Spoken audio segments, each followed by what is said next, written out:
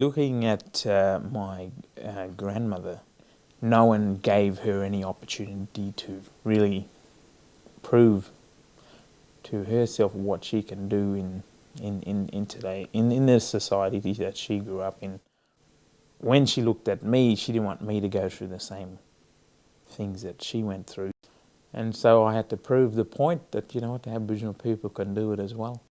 When you open up to one another in that way, a real good positive relationship can be built on those foundations and those standards.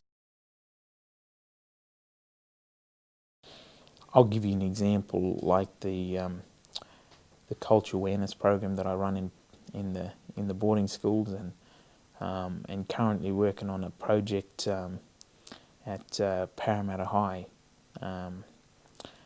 and the project is about understanding one another, telling one another stories, and the culture awareness obviously is only targeting an Indigenous culture, and obviously trying to bridge the gap and get the non-Indigenous people to understand Indigenous culture by not saying, oh, you need to know about this, but asking them what they want to know. Probably when meeting one another, initially it was just a hello, how you going, and just having general conversation. To maintain a good relationship, a good working relationship, one of the key things, and a lot of the time I lack on this, but one of the key things is communication.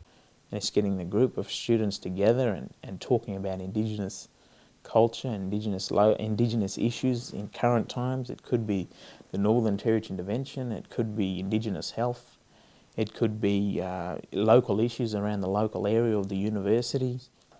And once educated about that issue through a personal contact with someone who's being affected by that issue, from then on it's about telling others about it.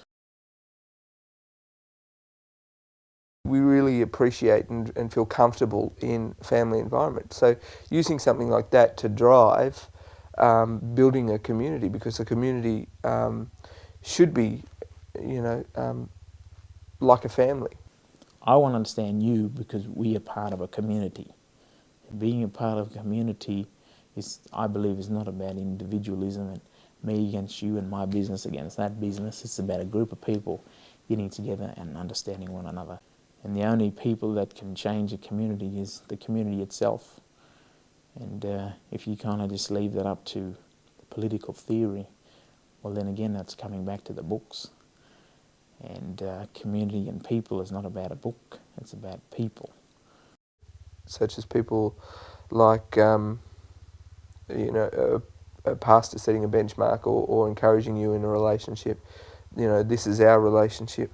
How can you guys draw from that, or how can we draw from you, and what are your thoughts? And it's exciting when you're building your relationship up individually to have that wider community. When I do what I do, it's not about, okay, schools, but it's about the whole community. This life that we're living is a journey, and we're here to live it. We're not just here to come, exist, and and die at the end of it. We're here to experience something, and the two of us are just loving life and being together. It's tough. It's you find out with each other that there are things that you get really frustrated with, or you get challenged with, but you continue to go with it and communicate with each other and talk about it and live. But recently, about now 2 months ago, I had the opportunity to go to the Northern Territory, and that also built relations with Northern Territory Indigenous people as well. And I got to understand who they were, and they understand who I was. And one of the elders, he was from Mutijulu, and he said, well, you know what, you took the time to come and sit with us in our place, so whatever you do, we will support you in whatever you're doing for Aboriginal people. And, you know, that really hit it home for me to do what I have to do, not because it's about me and what I'm doing, it's about the bigger picture.